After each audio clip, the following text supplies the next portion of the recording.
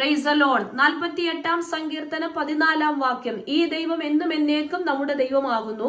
അവൻ നമ്മെ ജീവപര്യന്തം വഴി നടത്തും. വ്യത്യസ്തമായ ജീവിത സാഹചര്യത്തിലും ശുശ്രൂഷയിലും കടന്നുപോയ ഏലിയാവ് അഭിമുഖീകരിക്കേണ്ടി വന്ന പ്രശ്നങ്ങൾ വ്യത്യസ്തമാണ്.